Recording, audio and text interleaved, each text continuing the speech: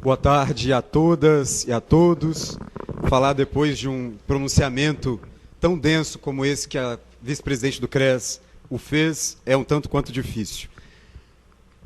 Bom, me cabe, me parece, não é, nessa divisão que fizemos, abordar o aspecto jurídico daquilo que compete à discussão em torno da lei que reduz a jornada de trabalho do assistente social.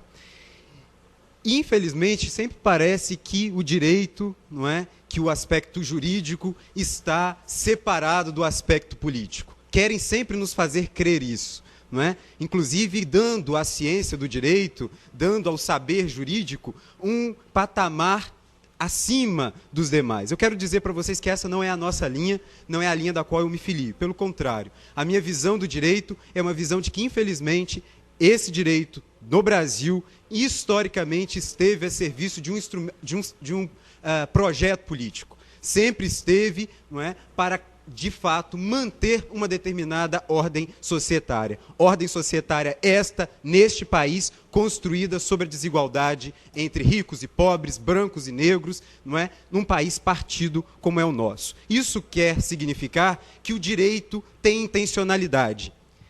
Como o direito tem intencionalidade, cabe interpretações para aquilo que se deseja. É possível interpretar lei da forma que quiser. Por isso, nós vamos disputar a interpretação da lei que regulamenta a carga horária do assistente social. Vamos disputar a interpretação da lei pela ótica da classe trabalhadora. Vamos disputar a interpretação da lei.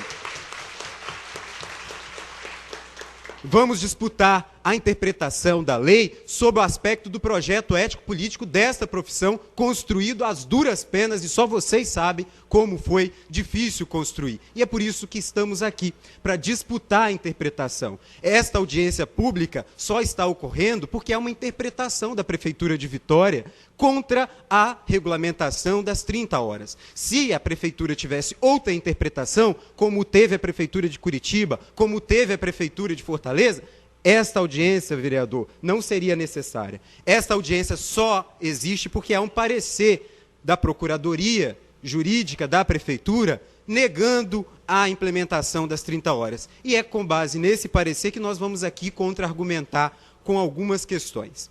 A primeira e mais importante delas, que no meu entender deveria selar de uma vez por todas esse debate, já foi aqui colocada pelas duas colegas que me antecederam. Diz respeito à regulamentação de uma profissão. A lei que regulamenta as 30 horas altera a Lei 8662. Esta lei é a lei que regulamenta a profissão de assistente social em todo o território nacional. Dizer, portanto, que não cumpriria porque é do município, ou porque é do Estado, ou porque isso só compete à iniciativa privada, é, de fato, pôr em xeque a própria Lei 8662. De forma muito estranha, eu não penso, não há nenhuma possibilidade da Prefeitura de Vitória não atender os preceitos da Lei 8662 no que diz respeito às atividades privativas do serviço social. Será que a Prefeitura... Está aqui a professora Ana, colega, militante, assistente social histórica aqui do Serviço Social do Espírito Santo, e a Ana não seria jamais irresponsável de contratar um profissional que não fosse assistente social para elaborar, implementar e avaliar políticas sociais, encaminhar providências, atender, dar orientação social no que tange às garantias dos direitos aos usuários, planejar, organizar, administrar benefícios e serviços sociais, realizar estudos sociais.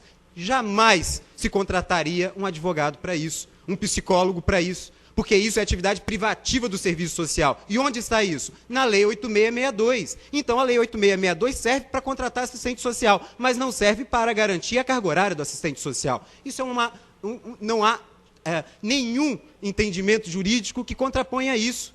A lei regulamenta a profissão do assistente social em todo o território nacional. E, por isso, deveria, por aí mesmo, selar o debate em torno dessa questão. Mas não paramos por aí. Há também o argumento de que, alguns, né, levantam a questão de que essa lei deveria apenas ser direcionada ao serviço federal, já que é uma lei federal. não incumbindo, portanto, aos estados e aos municípios. Ora, regulamentar uma profissão é matéria exclusiva de competência da União. Dizer se a carga horária do assistente social seria de 20, 30, 40 horas, só competiria ao Congresso Nacional. A Câmara Municipal, nobre edil Fabrício Gandini, jamais poderia fazer isso. Portanto, não poderíamos ter outra origem da lei, senão uma lei federal nesse sentido.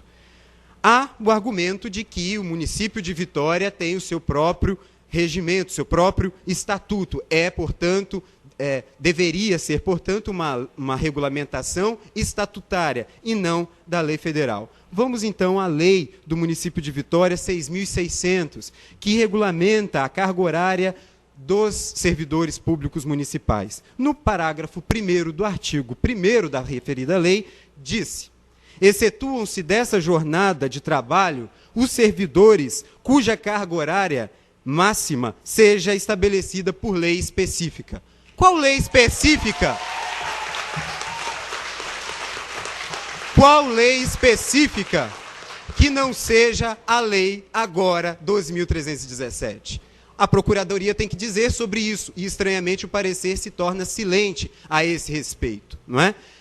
Da mesma forma, há inúmeros entendimentos de jurisprudências nesse sentido. Tribunal Regional Federal, diversas decisões judiciais nesse sentido, no sentido de que a regulamentação da carga horária, de fato, os municípios podem fazer, assim como o Estado pode fazer dos seus respectivos servidores, através dos seus respectivos estatutos, desde que, assim é a decisão do TRF, uma delas, observados os limites constitucionais e legais específicos, que aqui se refere, portanto, o julgado a leis específicas que regulamentam as profissões. Neste caso, a lei do assistente social, a lei 8662, alterada agora pela 12.317.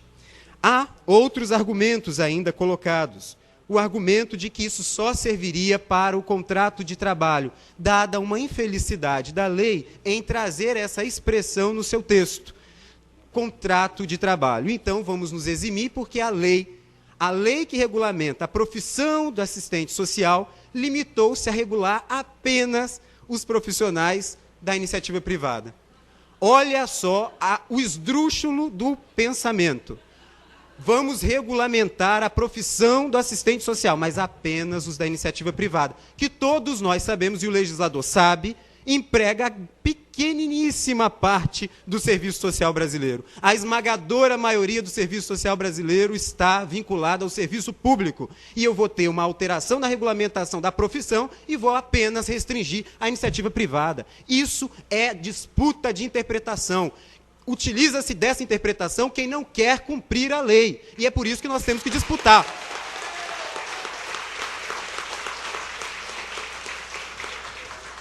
Nesse sentido, o município de Vitória, já foi muito bem colocado aqui pela Verônica, mas é preciso reforçar esse ponto.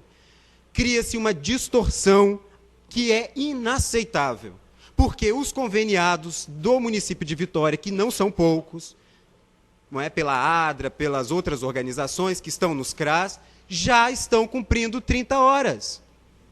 Já estão cumprindo 30 horas. E os assistentes sociais efetivos, concursados, concurso público, que deve ser a regra constitucional e não a exceção, passam a ter uma condição menos favorável do que os conveniados. Ora, a administração pública, que deve se pautar pelo princípio do concurso público, cria uma distorção ao privilegiar o convênio, ao privilegiar a terceirização. Isso é inaceitável, isso é inconstitucional, isso é ilegal, tem que ser denunciado. Não vamos mais fazer concurso público e vamos, então, ser conveniados e terceirizados, porque na Prefeitura de Vitória tem mais chances de trabalhar quem não está fazendo concurso público, quem está lá conveniado com a ADRA, ou seja lá o que for. Esta é uma distorção que nós não podemos aceitar. Por fim, há uma questão subjetiva colocada no parecer, que nem está no parecer, mas está nas entrelinhas do processo que conduz ao parecer. E que eu gostaria de aqui questionar publicamente, já que o meu colega advogado, procurador da Prefeitura, doutor Jader, está aqui, ele pode nos esclarecer esta questão, mas que me estranhou muito quando li os encaminhamentos, os despachos na última folha do parecer. Inicialmente, a Procuradoria-Geral remete o parecer ao doutor Maurício, para que ele faça o parecer. Doutor Maurício, um procurador efetivo, então, né, de carreira do município de Vitória. Estranhamente, quando vem para o doutor Jader, procurador-geral da Prefeitura de Vitória, homologar a manifestação, vem não o parecer do doutor Maurício, mas vem uma manifestação jurídica em separado, feita por um assessor técnico, não é? Um cargo aí em comissão da Procuradoria. Então eu fiquei na dúvida, se é parecer em separado, se é manifestação jurídica em separada, será que teve outra manifestação jurídica da Procuradoria e esta que foi acatada pelo Procurador-Geral? É uma questão subjetiva que, obviamente, a gente não pode aqui fazer constatações, mas já que a Procuradoria está aqui, eu gostaria de ouvir a Procuradoria sobre isso. Por que o parecer é uma manifestação jurídica em separado e não feita por um assessor técnico e não por um procurador de carreira que teria aí a independência necessária para disputar as interpretações em torno da Lei 8662, agora alterada pela 12.317. 30 horas já para todos os assistentes sociais, independente do vínculo, independente da instituição em que esteja. Muito obrigado.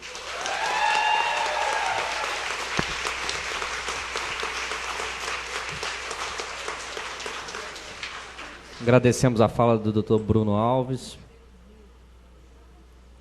Queria registrar a presença de Maria Helena de Paula, do Ministério Público Estadual, Andréa Lima de Cristo, também do Ministério Público Estadual, NASP, Marineide Bastos, do CADEC, da Igreja Batista de Jardim Camburi, Sandra Có, também do CADEC, Igreja Batista de Jardim Camburi, ex-vereador e ex-secretário de Ação Social, Joel Rangel, de Vila Velha, Cindy Saúde, Silvia Mara Costa Silva e Ana Ferraz, da UFES, Rosa Maria Dório Silva. Eu registro após, na próxima fala, os outros presentes. Passamos ao pronunciamento do subsecretário municipal de Desenvolvimento de Pessoas, senhor Glinaldo Faioli. Modificando aqui, pronunciamento do Dr. Jader, procurador do município de Vitória.